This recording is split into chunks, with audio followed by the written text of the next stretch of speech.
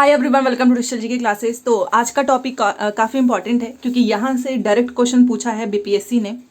जो लोग पहली बार क्लास देख रहे हैं उनको बताना चाहूँगी कि बीपीएससी टीआरई जीके जीएस जो आपका 40 नंबर 1 to 5 में 9 से 10 6 से 8 में आपको पता ही है, 1 to 5 में तो आपका 120 आता है, ठीक है। बाकी 6 to 8 9 से 10 में आपका 40 नंबर का जीएस है। ये आपके बिहार बोर्ड में जो किताबें लगती हैं ना 6 to 8 में, वहीं से पूछी जाएंगी। तो मैंने सोचा यही सीरीज स्टार्ट करते हैं और आज हमारे यहाँ ये 4th क्लास है। जिसने नहीं देखा है तो प्लीज़ प्लेलिस्ट में जाके 1 by 1 क्लासेस देख सकते हो। और हर दिन की पीडीएफ मैं डेली आपको टेलीग्राम पे अगले दिन जरूर देती हूँ। टेलीग्राम पे मैंने सारी पीडीएफ शेयर किए हुए हैं, तो प्लीज़ आप टेलीग्राम ज्वाइन कर लें, उसका लिंक कमेंट सेक्शन में मिलेगा। एक चीज़ बस मैं इतना कहना चाहूँगी कि बहुत ही कम लोग ही वीडियो को देखते हैं, क्योंकि उन्हें लग रहा है कि जब एग्जाम की डेट आ जाएगी तब हम उसके 10 दिन पढ़ना चालू करेंगे। इससे आपको जॉब मिलेगी। और बहुत सारे लोग अपना काफ़ी समय से तैयारी कर रहे हैं और भी उनको अच्छा समय मिल चुका है तो उसमें तैयारी करेंगे। और अगर आपने ये किताबों को छोड़कर बस आप मैराथन देखेंगे ना तो ये बहुत बड़ी गलती होगी। तो प्लीज़ हर दिन क्लासेस देखें, चैनल को सब्सक्राइब करके नोटिफिकेशन बेल को जो है ऑन कर लीजिएगा ताकि आपको मेरे क्लासेस से रिलेटेड नोटिफिकेशन मिले। और अगर आपका मन करे तो लाइक कर दीजिएगा। देखिए आज का जो टॉपिक है सॉरी, कल हम लोगों ने आरंभिक समाज पढ़ा था, आज हम पढ़ेंगे प्रथम कृषक पशुपालक। पहली बार कृषक कहाँ पे हुआ था, पहली बार पशुपालक कहाँ पर हुआ था, पहला पालतू पशु कौन था, ये बीपीएससी क्वेश्चंस पूछता है।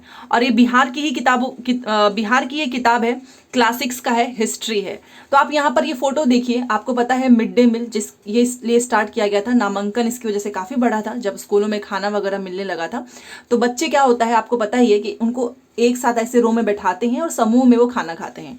तो इससे रिलेटेड यहीं पर चीज़ें लिखी हुई हैं कि जो भी आप भोजन कर रहे हो, जिसमें अनाज से बनी जो भोजन, सब्जी, दूध, दही, ये सारी चीज़ें हैं, यह हमें अधिकांशतः उगाई गई फसलों और पालतू पशुओं से मिलते हैं, ठीक है। परंतु आरंभिक मानव कुछ भी नहीं उगाते थे और सब कुछ जंगल से बटोर लाते थे क्योंकि उनको उगाना नहीं आता था। कल वाला टॉपिक जो पढ़ा होगा समझ जाएगा, आरंभिक मानव की बात हो रही है।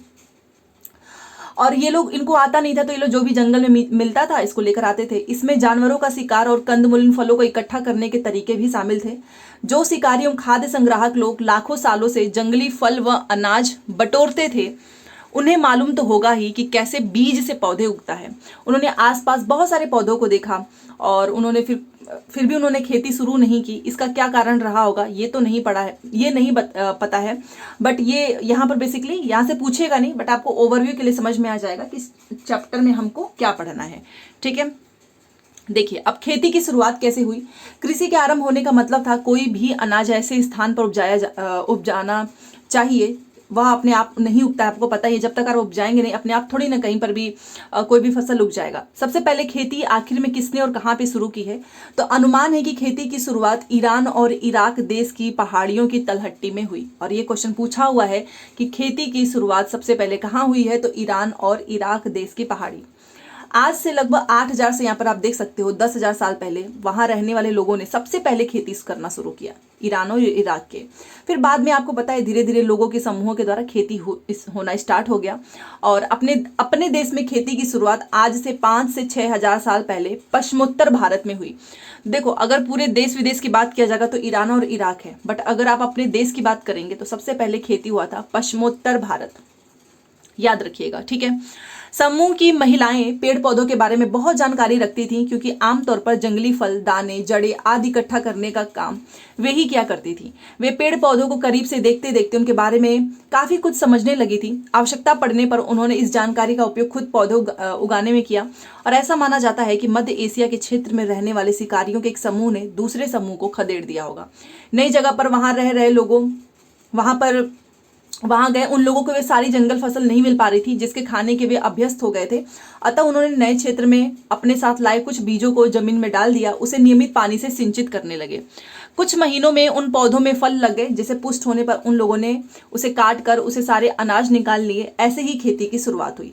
तो यहाँ पर आपको बताया गया है कि किस तरीके से खेती की शुरुआत हुई है। फिर धीरे धीरे अलग अलग समूहों ने जंगलों को साफ किया, वहां पर बीजों को बोना शुरू किया। इससे जमीन के छोटे टुकड़े पर वे लोग ज्यादा अनाज उपजाने लगे।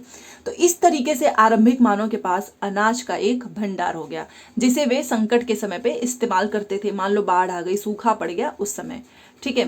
तो आपने देखा खेती की शुरुआत कैसे हुई है। इसी के साथ उनकी जीवन शैली में भी बदलाव आया। शिकार करने वाले और फल अनाज इकट्ठा करने वाले लोग अपना निवास क्षेत्र भी बदलते रहते थे, मगर अब फसल की रखवाली के लिए खेतों के आसपास स्थायी रूप में रहना आवश्यक हो गया है। इस तरह आरंभिक गांव बसे हैं। या फोटो देख सकते हैं कि ये किस कृषि का कार्य हो रहा है, और यहाँ पर आप देख सकते हो बर्तन बनाए जा रहे हैं आरंभिक मानव के द्वारा। ठीक है। तो आपको भी पता है ना कि फसल तैयार होने में कितना समय लगता है, 4 से 6 महीने तो लग जाते हैं। तो इस प्रक्रिया में एक मिनट, हाँ, इस प्रक्रिया में समूह के सभी लोग जो है क्या करते थे ना, एक दूसरे का सपोर्ट करते थे, और इस सहयोग से उनके बीच में एक नाता रिश्ता भी बना, जिसका आधार आपसी संबंध का शुरू हुआ था। और स्थायी रूप से एक जगह पर जितने लोग रह रहे थे, फसलों को उपजाने के कारण लोग अब छप्पर वाली झोपड़ियों को बनाना शुरू किए। ये आप झोपड़ी देख सकते हो। पहले तो ऐसे ही कहीं पर भी गुफा में ऐसे ही रह लेते थे। अनाज के भंडार को रखने के लिए उन्होंने मिट्टी के बर्तनों को भी बनाया। धीरे धीरे कताई बुनाई शुरू हुई, और मिट्टी के बर्तनों का इस्तेमाल वे लोग भोजन बनाने एवं खाने में भी करने लगे थे।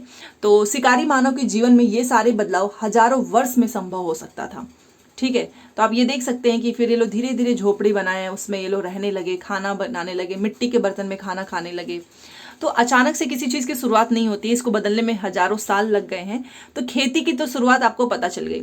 अब ये जानवर पालना कब से शुरू किए मानव ने? देखो, जिस समय खेती की शुरुआत हुई लगभग उसी समय पशुपालन भी हो गया था। पशु पालने का काम वस्तुतः शिकारी संग्रहार्थों ने सबसे पहले किया था। शिकारी वाले शुरू में जब वे लोग जानवरों का शिकार करते होंगे तो उन्हें पशुओं के बच्चे भी हाथ लग जाते थे। उसे वे पकड़कर अपने रहने के ठिकाने पर लाते होंगे ताकि बड़े होने पर उससे ज्यादा मांस प्राप्त हो सके। इस तरह आरंभिक मानव भेड़ बकरियों के नन्हे मेमनों को एवं नन्हे बछड़ों एवं बाछियों को अपने पास बांध कर रखने लगे। तो मान लीजिए अगर प्रश्न पूछेगा कि आरंभिक मानव ने सबसे पहले पालतू किसे बनाना स्टार्ट किया या फिर किसको बांध कर रखने लगे थे, तो भेड़ बकरी के जो नन्हे मेमने थे और नन्हे बछड़े थे और बाछियों को अपने पास रखने लगे। धीरे धीरे उन्हें उन जानवरों की उपयोगिता समझ में आई होगी। उन्हें यह लगा होगा कि जानवरों को मार कर खा लेने की बजाय यदि जिंदा पाला जाए तो बहुत से नए फायदे मिल सकते हैं। आरंभिक मानव ने पशुओं को पालतू बनाते समय कुछ बातों का ध्यान अवश्य रखा होगा, जैसे कि ऐसे पशु को पालतू बनाया जाए जिनके लिए आसानी से भोजन मिल जाए, वह हिंसक न हो और नुकसान न पहुंचाए, उन्हें अपने साथ इधर उधर भी ले जाया जा सके, शिकारी खोजने भोजन ढूंढने में उनकी मदद हो सके। यही सब बात सोचकर उन्होंने सबसे पहले, देखो पालतू नहीं, ये जो हम लोगों ने लाइन पढ़ा था ना कि सबसे पहले बांध कर किसके रखने लगे थे, तो भेड़ बकरी के नन्हे मेमने और नन्हे बछड़े और बाछियों को। और ये वाला प्रश्न पूछा हुआ है इसलिए मैं आपको बताना चाहूंगी कि यही बात सोचकर उसने सबसे पहले कुत्ता, फिर सूअर, भेड़, बकरी और अन्य जानवरों को पालतू बनाना शुरू किया। ठीक है। बट अगर मान लीजिए ऑप्शन में सबसे पहले तो कुत्ता ही स्टार्ट किया, उसके बाद से सूअर, फिर भेड़ बकरी, तो बार बार ये वाला प्रश्न पूछता है कि आरंभिक जो मानव थे उन लोगों ने सबसे पहले किस जानवर को पालतू बनाया? तो याद रखिएगा कुत्ता। ठीक है। या फोटो भी देख सकते हैं कि इन लोगों ने धीरे धीरे इनको जानवरों की उपयोगिता समझ में आने लगी कि भाई मांस खाने से बेटर है कि इनको अपने साथ रखते हैं और इनसे फायदे भी होंगे। उसके बाद से पशुओं को पालने से कई तरह के लाभ मिलने लगे थे। पशुओं से उन्हें खाने की कई चीजें प्राप्त हुई, और वो जो मैंने लाइन बताया था ना पालतू वाला, वो नोट कर लीजिएगा। तो चीजें, उसके ताकत का प्रयोग उन्होंने धीरे धीरे खेती के काम में भी किया, और इससे उनको एक जगह से दूसरी जगह जाने में, वस्तु को ले जाने में काफी सहायता हुई। पशुओं से उसे जीवंत मांस मिला जिसका इस्तेमाल वे अपनी इच्छा के अनुसार कर सकते थे। ठीक है। तो ये इस तरीके से खेती हुआ, पशुपालन हुआ। अब नवपाषाण युग जो है बदलाव का काल था। देखिए, नवपाषाण युग मानव जीवन के विकास का वह समय है जिसमें मानव पहली बार शिकारी संग्रहर्ता से पशुपालक एवं मतलब शिकारी से वो पशुपालक और खाद्य उत्पादक बन गया कि वो अब खुद से खाद्य जो है उस खाद्य का उत्पादन कर सकता है। ठीक है। इसी काल में आरंभिक गांव भी बसने लगे और एक सामाजिक संगठन का विकास हुआ। इस समय के लोग पत्थर के औजारों का भी इस्तेमाल करते थे, लेकिन वे औजार आकार में छोटे, मजबूत और पहले से ज्यादा धारदार और चमकदार थे। पुरातत्वविदों को भारत के पश्चिमोत्तर क्षेत्रों से नवपाषाण कालीन कृषक और पशुपालकों के साक्ष्य मिले हैं। इसके अतिरिक्त बिहार का मुंगेर, चिरांद, याद रखिएगा बिहार से ये क्वेश्चन पूछता है क्योंकि ये बिहार की ही किताब है। इसके अतिरिक्त बिहार का मुंगेर हो गया, चिरांद और झारखंड के बहुत सारे क्षेत्र भी नवपाषाण कालीन है। ठीक है। अब यहां से जो प्रश्न पूछेगा ना वो है ये चार्ट या फोटो टेबल देख सकते हैं, इतनी बार पूछा हुआ है। आपसे पूछेगा ना कि गेहूं जौ भेड़ बकरी कहाँ से मिला है, किस पुरा स्थल से मिला है, मेहरगढ़। या फिर आपसे मान लीजिए ये पूछ ले कि चिरांद जो है वो कहाँ पर है, तो ये बिहार का ही जिला है और यहाँ से क्या चीज़ें प्राप्त हुई हैं, तो इसलिए पूरा चार्ट रट लेना और अपने कॉपी में नोट कर लेना। तो चलिए देखते हैं। गेहूं, जौ, भेड़, बकरी हमको कहाँ मिला है, मेहरगढ़। और ये भी आपको याद रखना है कि मेहरगढ़ आज के समय में कहाँ पर है, पाकिस्तान में है। प्लीज ये जो ब्रैकेट में लिखा हुआ है ना, इसको आपको याद रखना है। उसके बाद से आप सबसे पहले तो याद रखो कोल्डिहवा, ये कहाँ पर है, उत्तर प्रदेश में है। और यहाँ पर हमको चावल और जानवर की हड्डियां मिली हैं। ठीक है, फिर से आपको मेहरगढ़ याद रखना है क्योंकि यहाँ पर भी चावल और जानवर के खुर के निशान मिले हैं। ठीक है, बुर्ज होम कहाँ पे है, सबसे पहले यही प्रश्न पूछता है, तो कश्मीर में है। बुर्ज होम कश्मीर में है और यहाँ पर गेहूं, दलहन, कुत्ता, भेड़, बकरी। चिरांद आपका बिहार में है और यहाँ पे गेहूं, चना, जौ। पय्यमपल्ली आंध्र प्रदेश। ठीक है, यहाँ पे काला चना, ज्वार, बाजरा, भेड़, सुअर। तो आपको प्राप्त वस्तुएं तो याद रखना ही रखना है और ये जगह कहाँ पर है वो भी आपको याद रखना है क्योंकि डायरेक्टली पूछा है। कोल्डिहवा कहाँ पे है, पय्यमपल्ली कहाँ पे है। ठीक है, तो ये इंपॉर्टेंट है। आप एक एक करके देखते हैं कि कहाँ पर क्या चीज़ें मिली हुई हैं। तो मेहरगढ़ आपको पता है वर्तमान पाकिस्तान में स्थित है और यहाँ पर सबसे पहले गेहूं, जौ उगाने और पशु पालने के साक्ष्य मिले हैं। ये प्रश्न अभी हाल में सीटेट में पूछा था कि गेहूं और जौ जो है सबसे पहले कहाँ पे इसके साक्ष्य मिले हैं, तो मेहरगढ़ में मिले हैं। यहाँ पुराविदों को 7 स्तर प्राप्त हुए हैं। पहला 3 स्तर नवपाषाण काल का है जहाँ प्रत्येक स्तर से कृषि उत्पादन और पशुओं में भेड़ बकरी के पालने के साक्ष्य मिले हैं। और यहाँ से आयताकार एवं चौकोर घरों के साक्ष्य भी मिले हैं। कहाँ से, मेहरगढ़ से। और मृतकों को दफनाने के साक्ष्य भी यहीं से मिले हैं। तो प्रश्न पूछता है कि मृतकों को दफनाने का साक्ष्य कहाँ से मिला है, मेहरगढ़। आयताकार चौकोर घर कहाँ मिला है, मेहरगढ़। ठीक है, तो याद रखिएगा। चलिए अब आगे चलते हैं। चिरांद ये कहाँ पे है, आपका बिहार में है। तो ये आपका पूरा स्थल बिहार के छपरा जिला में है। याद रखना, चिरांद ये भी प्रश्न पूछता है कि कहाँ पर है, तो बिहार के छपरा जिले में है। यहाँ पर 3 स्तर मिला है। यहाँ से पत्थर के औजार के अलावा बड़ी संख्या में हड्डियों और सींग से बने औजार मिले हैं। और याद रखिएगा यहाँ के घर गोल होते हैं। घरों में चूल्हे के एक समूह में मिले हैं। घरों में चूल्हे एक समूह में मिले हैं, मतलब बहुत सारे चूल्हे होंगे। मिट्टी के बर्तन भी काफ़ी सुंदर हैं, काले हैं, काले नीले हैं, लाल धूसर रंग के हैं। और यहाँ से गेहूं, धान, मसूर के साक्ष्य और मिट्टी के खिलौने मिले हैं। इस तरह नवपाषाण युगीन मानव कृषि तथा पशुपालन की शुरुआत के बाद स्थायी रूप से गाँव को बसाकर रहने लगा था। खाद्य संग्राहक मानव अनाज उत्पादक बन गए थे। गुफा के स्थान पर अब वो लोग स्थायी घर में रहते थे। इस युग के लोगों ने वस्त्र पहनना भी शुरू कर दिया है और लोगों के मरने के बाद उसका मृतक संस्कार होने लगा था। ठीक है, तो कुल मिलाकर इस युग में लोगों का जीवन स्थायी और सभ्य बन गया था। कपड़े वगैरह पहनने लगे थे, मृतक संस्कार होने लगा था, स्थायी जगह पर रहते थे। ठीक है, तो ये है आपका बिहार का छपरा जिला जहां पर है चिरांद।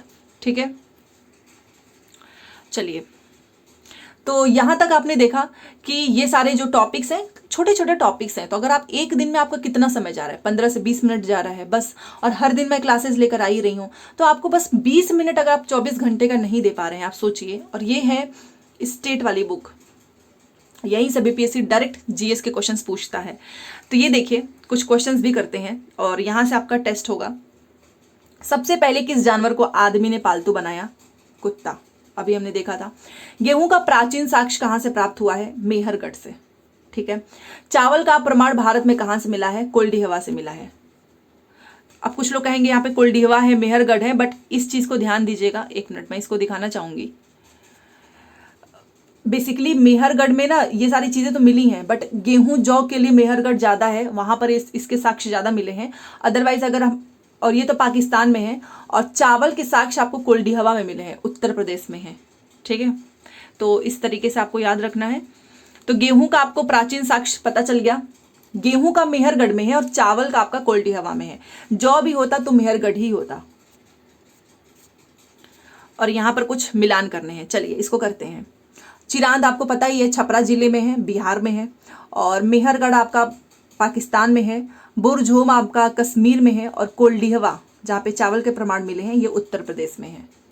ठीक है, खेती की शुरुआत कैसे हुई, पशुपालन की शुरुआत कैसे हुई, ये सारी चीज़ें हमने इस चैप्टर में पढ़ी हैं।